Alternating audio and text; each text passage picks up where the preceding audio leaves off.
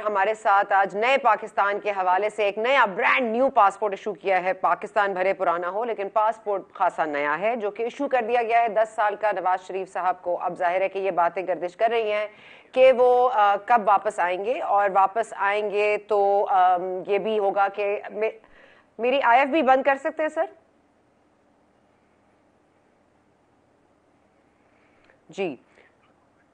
जी sorry, अब हमारे साथ मौजूद है जी Ishaq Dar sahab. Will just quickly jump to Ishaq Dar sahab. Dar साहब, 10 साल पासपोर्ट तो मिल गया है नवाज शरीफ साहब को। अब सवाल तो यही बनता है कि अब वो वापस कब आ रहे हैं। अब पासपोर्ट का इशू भी हल हो गया है और डॉक्टर्स क्या कह रहे हैं, कब अब वापसी की तवक्को करें हम?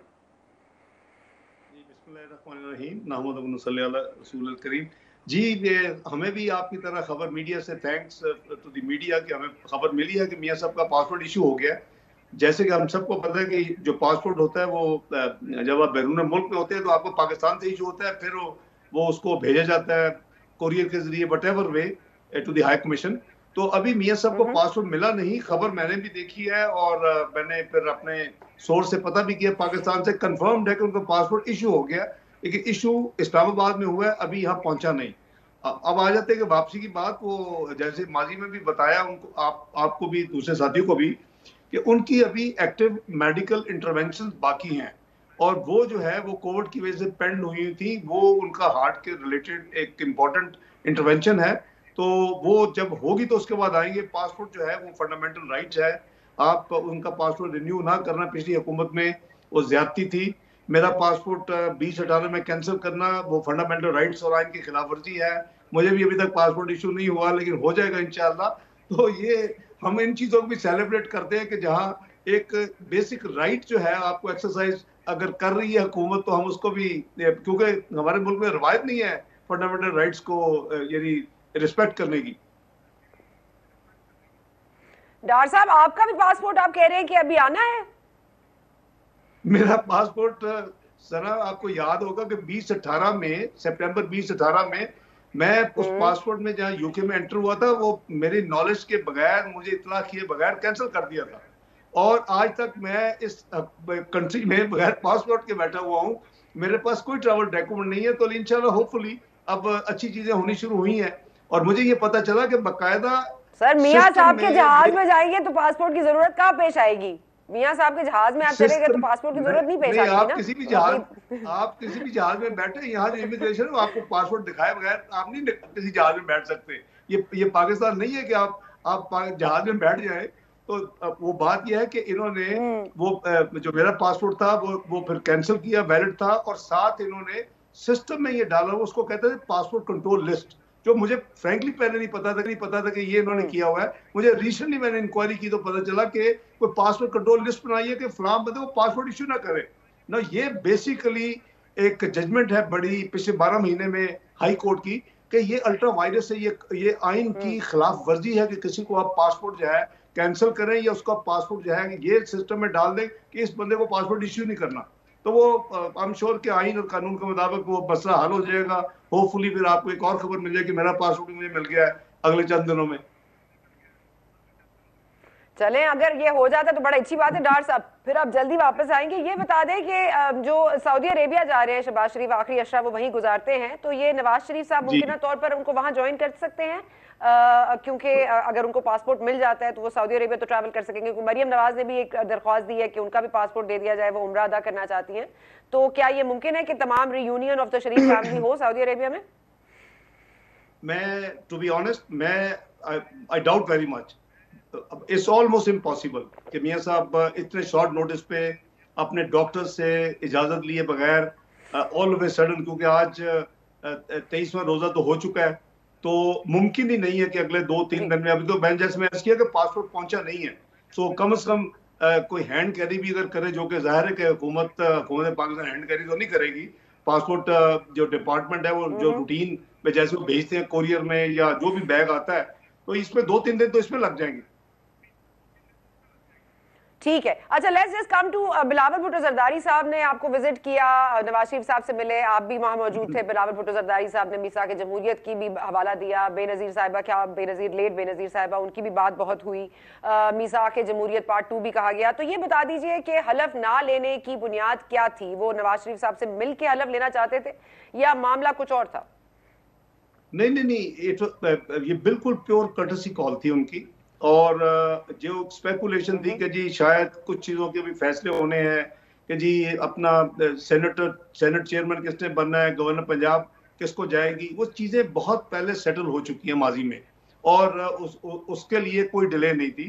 हाँ, वो उन्होंने ये ख्वाहिश जाहिर की कि मैं चाहता था मैं आके आपका शुक्रिया अदा करूं, हमने कॉपरेशन एक दूसरे के साथ मिलके हम चले हैं, हमने पिछली हुकूमत को गिराया है और अब हमने आगे चलना है।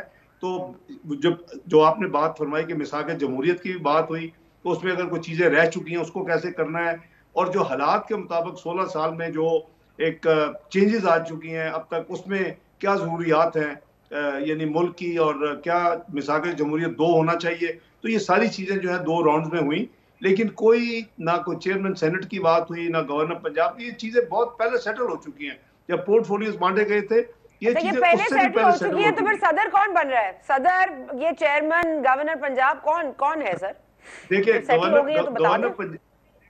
गवर्नर पंजाब जो है वो ऑब्वियसली जब अभी जो चेंज आएगी तो गवर्नर पंजाब जो है वो इंशाल्लाह लगेगा, और उसमें लेकिन सदर के लिए तो आपकी जो है रिक्वायरमेंट इम्पीचमेंट के जरिए या खुदा न खासा तो और जो रीजंस हैं जिससे सदर घर चले जाते हैं या सीट खाली हो जाती है, वो तो एग्जिस्ट नहीं करती। उनकी इम्पीचमेंट होगी तो फिर आप सदर का नया सोच सकते हैं।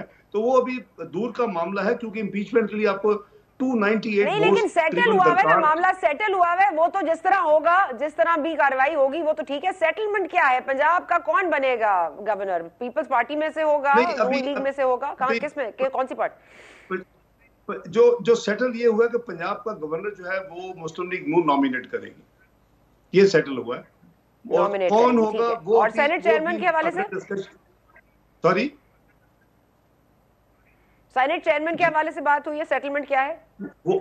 जी, सेनेट चेयरमैन के हवाले से तो हमने जब यूसुफ रजा गिलानी साहब को जब हमने वोट अपने दे के सेनेटर बनवाया, फिर हमने ये तय किया कि वो चेयरमैन सेनेट का इलेक्शन लड़के जीतेंगे, और हमारा नंबर भी था। और मुस्लिम लीग नून जो लीडर ऑफ द ऑपोजिशन हमारे नॉमिनी को मिलेगी, तो वो तो फैसला हो चुका है। आपको याद है कि जब जो सेनेट का इलेक्शन हुआ था उसमें 7 वोट गलत तरीके के साथ रिजेक्ट हुए थे, और उस वजह से गिलानी साहब चेयरमैन सेनेट नहीं बन सके थे। तो ये तो मनसोल्ड स्टोरी है सेनेट चेयरमैन की। तो इवन में एतमाद के प्रोसेस ठीक है, फिर सदर का भी बता देना, नाम तो बता दें, नाम किसका पूरा निकलेगा? नहीं, वो जब वहां पहुंचेगा तो इंशाल्लाह वो भी बता देंगे। पहले आप बंदोबस्त तो करके देना 298 वोट्स का। अगर सदर को निकालना और बदलना है तो लुक्स लाइक कि आप चाहती है कि सदर बदले। सर वो तो आप करेंगे, न्यूट्रल तो इदारे आपके लिए हुए हैं, आप ही को पता होगा कौन करेंगे। सर एक बड़ी इंटरेस्टिंग बात आज की है आपके, एक इंटरव्यू में देख रही थी राना तनवीर साहब का भी थोड़ी देर पहले। राना तनवीर साहब कह रहे हैं पीटीआई की बड़ी मेहरबानी है कि हमारे तो एस्टैब्लिशमेंट के हवाले से बड़े राब्ते अच्छे हो गए हैं, बड़े कॉन्टैक्ट ठीक हो गए हैं, हमारे तो हालात ठीक हो गए हैं। एस्टैब्लिशमेंट से आपके हालात ठीक हो गए हैं सर?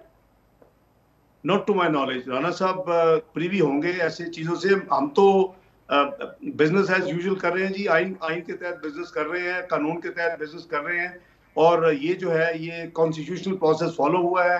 और आपके सामने है कि हमने जो पीटीआई के लोगों का वोट भी नहीं लिए, ना अपने एतमाद के लिए, ना एतमाद का वोट शहबाज शरीफ साहब के एज प्राइम मिनिस्टर लेने के लिए। हमने तो प्योर अपने जो है अपने वोट जो है अपोजिशन के या जो जमातें जो जिन्होंने हमें ज्वाइन किया है, हम तो उन वोटों के सहारे अल्लाह के फजल से सब कुछ किया जी। तो मेरे नॉलेज में नहीं, मैं रिक्वेस्ट करूंगा कि नहीं, लेकिन एस्टैब्लिशमेंट के साथ हालात ठीक ना हो, एस्टैब्लिशमेंट के साथ हालात ठीक ना हो, तो फवाद चौधरी साहब का बयान है ना कि हुकूमतें नहीं रहती, फिर हालात ठीक नहीं थे तो हुकूमत चली गई। तो आपके हालात ठीक रहना जरूरी है, तो ठीक है ना, मतलब चले बहुत कॉर्डियल तो हैं, बुरे तो नहीं है ना? मेरी कम से कम कोई डीलिंग नहीं है जी कोई एस्टैब्लिशमेंट के साथ। I am sitting in England, और आपको पता ही है reasons. Sir sitting in England doesn't mean you are very far, doesn't mean you are very far, you doesn't mean you are far. अच्छा ठीक है सर, इस पे आ जाइए कि जरा आजकल बहुत श्रिंक हो चुका है जी। आप टेक्नोलॉजी इतनी फास्ट हो गई अच्छा, नेक्स्ट इलेक्शन डिस्टेंस तो बहुत श्रिंक हो जाए। जी जी, और इसका क्रेडिट आप हाँ हमें सर, स्काइप कॉल होती होगी, आपको बताया नहीं होगा, आपको बताया नहीं होगा मियां साहब ने, शायद स्काइप कॉल भी हो गई हो।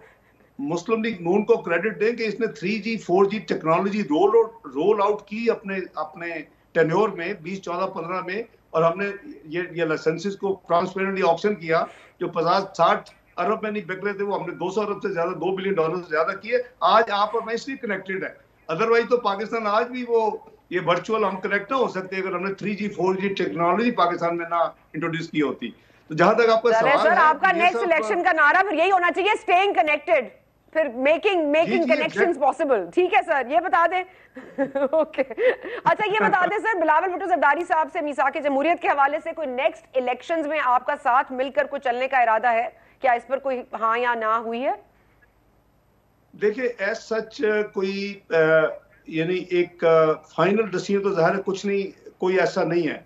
लेकिन जो मुल्क के हालात हैं और जो इस वक्त मुआशी हालात हैं, जो इस वक्त हमारे फॉरेन रिलेशंस का जो हालात हैं, उस जो मुल्क में महंगाई, गुर्बत और बेरोजगारी की सिचुएशन है, जो आवाम की मुश्किलात है, उस हवाले से जरूर तय हुआ है कि हमने पूरी कोशिश करनी है एज कोलिशन गवर्नमेंट ऑफ जितनी अपोजिशन, मुत्तहिदा अपोजिशन की जमातें इस वक्त है, कि हम आवाम के लिए कोई, अगर उनको फौरी कोई सहूलत नहीं दे सकते, उनको मजीद उनके ऊपर बोझ ना हम डालने दिया जाए और उसको हम रोकें और उसको वार्ड ऑफ करें। लेकिन साथ ही साथ ये इसी वजह से 2 राउंड भी हुए, बल्कि एक तीसरा राउंड भी हुआ कि बिलावल साहब वापस चले गए और सैटरडे को ये फैसला हुआ कि मैं और उनके तीनों मिनिस्टर जो है, नवीद कमर साहब, शहरी रहमान साहिबा और कमर कायरा साहब, हम चारों बैठ के तो निटी ग्रिटी कुछ आपस में तय करेंगे, कुछ प्रपोजल बनाएंगे और फिर हम अपनी लीडरशिप को वो शेयर करेंगे ताकि उसको आगे लेके जाया जा सके। उसके ऊपर हमने काफी ठीक है डॉक्टर साहब, सॉरी वक्त कम है, मैं चाहती हूँ जल्दी क्विकली। हाँ ठीक है, यानी कि possibility is open, it's open. ठीक है सर, ये बता दीजिएगा नैब खत्म होने के हवाले से, क्योंकि मिसाक जमहूरियत में है कि नैब खत्म किया जाएगा, यस और नो? नहीं, जितने मिसाक जमहूरियत में अनइम्प्लीमेंटेड चीजें हैं, उसमें ट्रूथ रिकंसिलिएशन कमीशन भी है, उसमें कॉन्स्टिट्यूशन कोर्ट भी है, उसमें ये आप जो कह रही है नैब के खत्म, ये चीजें, ये इसको रिव्यू किया जाएगा और हालात के मुताबिक फैसला किया जाएगा। और बाकी जो इस वक्त मुत्तहिदा अपोजिशन के मेंबर जमाते हैं उनसे भी मशवरा किया जाएगा, लेकिन इट विल बी डिस्कस्ड। खत्म होने की कोई ऐसी बात नहीं हुई। ओके, आईनी अदालतें भी अंडर कंसिडरेशन है। देखिए, वो जो अनफिनिश एजेंडा जो हम कहते हैं, चाहे उस पर अमल आगे हो या ना, आपको याद है कि वो तो ओरिजिनल में था सीओडी में। तो ये तीनों चीजें जो थी वो अनइम्प्लीमेंटेड है, इसको रिव्यू किया जाएगा कि क्या इसको उसकी जरूरत है या कुछ और करना है।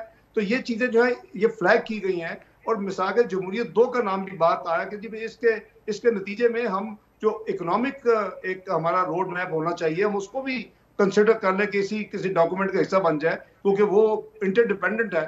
तो ये सारी चीजें बिल्कुल डिस्कस हुई हैं तफसील में, और इसमें मजीद दोनों लीडरशिप को हम अगले 1-2 दिन में जो 4 बंदे बैठे थे उनसे शेयर करेंगे और फिर उनकी इजाजत से इसको आगे रोल आउट किया जाएगा दूसरी पॉलिटिकल पार्टीज के साथ। जी ठीक है, यानी कि चेंजेस हो सकती है। अच्छा, एक जो चीज उसमें नहीं है मिसाक जमहूरियत में, वो है 62(1)(f, इस पर बात हुई है सर कोई, इस पे तरमीम लाने के हवाले से? फ्रैंकली इस पे कोई बात नहीं हुई, लेकिन इसलिए बात नहीं हुई कि 62(1)(f जो है वो बेसिकली हमें अप्लाई करता है एज ऑफ नाउ, और आइन में कोई ऐसी शिक नहीं है। आप मर्डर की भी जो है उसकी एक सजा है और उसका एक टेन्योर है, आप कैसे लाइफ टाइम डिस्क्वालीफाई कर सकते हैं, ये एक बेसिक जो लीगल और जुडिशियल प्रिंसिपल्स के खिलाफ है। तो मैं नहीं समझता कि जब भी ये पिटीशन होगी इसमें कोई रिलीफ नहीं मिलेगी और इसको रिवर्स नहीं किया जाएगा। अच्छा, शरीफ साहब, नवाज शरीफ साहब इलेक्शन कैंपेन नेक्स्ट जो भी होगी चलाएंगे आपको लगता है? इंशाल्लाह मुझे कभी उम्मीद है, क्योंकि उन मुल्क को उनकी जरूरत है और कैंपेन के लिए उनकी जरूरत होगी पाकिस्तान में, और इंशाल्लाह अगले इलेक्शन की कैंपेन मियां नवाज शरीफ जरूर चलाएंगे, अल्लाह ने चाहा तो। ठीक है सर, जरा जल्दी से ये बता दीजिए सर कि $1 मिलियन क्वेश्चन है, ये आइन जो आप लोग को की टेम्पररी ये जो इंटरिम सेटअप है, ये कितना लंबा चलना है? असेंबली मुद्दत पूरी करेगी या early elections? What's the final decision? देखिए, मेरे नजदीक जाती तौर पे मेरी राय है, इस पे भी फैसला कोई नहीं हुआ, लेकिन आपका इलेक्शन कमीशन पाकिस्तान रिकॉर्ड पे सुप्रीम कोर्ट में कह चुका है कि जी मैं अक्टूबर से पहले इलेक्शन नहीं करवा सकता। 4 महीने उनको डीलिमिटेशन के लिए चाहिए, जो कि आईनी रिक्वायरमेंट है। और 2017 का इलेक्शन इसलिए हो गया था डीलिमिटेशन के बगैर कि 2017 में, अगर आपको याद हो, तो क्या हमने एक आईनी तरमीम की थी और हमने आइन में लिखा था कि मुद्दत पूरी करेगी, यस और no, simple question sir. Election commission के हवाले से छोड़ दें, 4 महीने बाद इलेक्शन हो जाएंगे, जब इलेक्शन कमीशन के हम तैयार हैं, या अब टाइम मुद्दत पूरी करने देंगे? 7 महीने में होंगे, 4 नहीं 7 महीने में, 4 नहीं 7 महीने में। उन्हें 4 महीने डीलिमिटेशन, 3 महीने एडमिनिस्ट्रेटिव, अक्टूबर एंड की बात की है उन्होंने। ठीक है, डॉलर 186 रुपए का हो गया है। आप क्या आपके नजदीक क्या होना चाहिए डॉलर का रेट इस वक्त sir? Nothing more than 160। And how will you do it? महंगाई और आपकी जितनी प्रॉब्लम्स हैं वो इसी से लिंक्ड हैं। ये इनकी जो लूज पॉलिसी थी, इन्होंने फ्री फॉल के लिए छोड़ दिया, उसकी वजह से है। इमेजिन करें कि अगर आज 20% रुपया मजबूत हो तो 20% आपकी हर चीज की कीमत कम होती, और हम इंपोर्ट करते सब कुछ। ठीक है, मिफ्ता इस्माइल साहब मुशीर ही रहेंगे आपके आने के बाद वापस? सॉरी फाइनेंस मिनिस्टर रहेंगे, या आप ये ओहदा ले लेंगे और वो मुशीर हो जाएंगे? ये सना बीबी, ओहदों से कुछ नहीं होता।